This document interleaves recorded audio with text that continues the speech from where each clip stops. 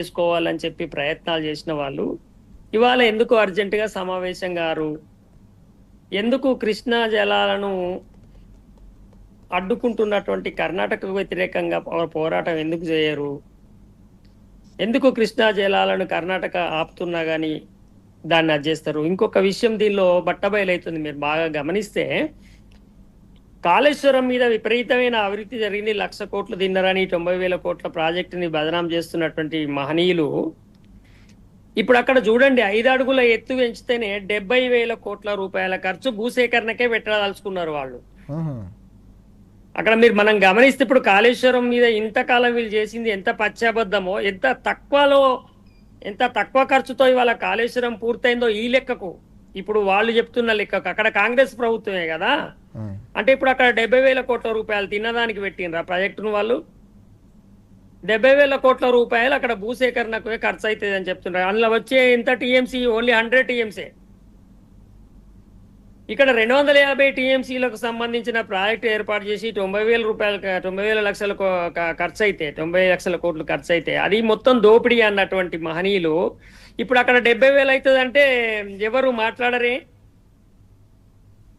అంటే ఇవాళ తెలంగాణ కోసం వస్తున్నటువంటి నీళ్లను ప్రాజెక్టులను అడ్డుకోవడం కోసము తెలంగాణలో ఏ ప్రాజెక్టు కట్టినా అదంతా అవినీతి అని చెప్పి ఇవాళ తెలంగాణ తెచ్చుకున్నటువంటి మూల కారణాలను పరిష్కరించుకుంటున్న పోతున్న క్రమంలో దాన్ని అడ్డుకునే కుట్రలో అన్ని ప్రాజెక్టుల మీద, ఆ ప్రాజెక్టులు కట్టేటువంటి ప్రభుత్వం మీద విపరీతమైనటువంటి దుష్ప్రచారం చేసి వాళ్ళ దాన్ని మూలకు బండబెట్టి చేస్తే అక్కడ కట్టిన పాలమూరు రంగారెడ్డి ఎత్తిపోతల పథకం దాదాపు 90% పూర్తయింది. ఇవాళ అక్కడ నీళ్లు లేకపోతే, పైనుంచి నీళ్లు రాకపోతే మనకి ఎక్కడి నుంచి ఆ పాలమూరు రంగారెడ్డి ఎత్తిపోతల పథకం ఫలవంతమవుతుంది? మీరు గొప్పగా పెట్టుకున్న నారాయణపేట కొడంగల్ ఎత్తిపోతల పథకంలో కూడా జూరాలకే నీరు రాకపోతే మీకు ఎక్కడి నుంచి నీళ్లు వస్తాయి?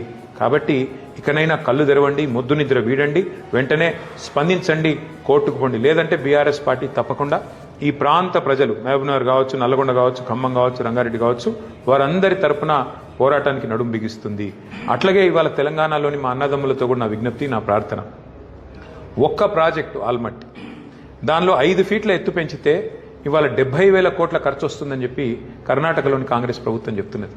మరి కాళేశ్వరం ప్రాజెక్టు ద్వారా 3 బ్యారేజీలు, 15 రిజర్వాయర్లు, 19 సబ్స్టేషన్లు, 21 పంప్ హౌజులు, అట్లాగే 100 కిలోమీటర్ల సొరంగ మార్గాలు, 1000 కిలోమీటర్ల ప్రవాహ కాలువలు నిర్మించిన మరి తెలంగాణ ప్రభుత్వం కేసీఆర్ గారి నాయకత్వంలో 93,000 కోట్లు ఖర్చు చేస్తే నానా యాగి చేసి, నానా గోల చేసి, ఇదేదో స్కామ్ జరిగిపోయింది, 1,00,000 కోట్ల కుంభకోణం అని చిల్లర మాటలు మాట్లాడిన కాంగ్రెస్ పార్టీ రేవంత్ రెడ్డి నాయకత్వంలో చేసిన చిల్లర ప్రచారాన్ని ఇకనైనా మీరు గమనించండి అని కోరుతా ఉన్నా.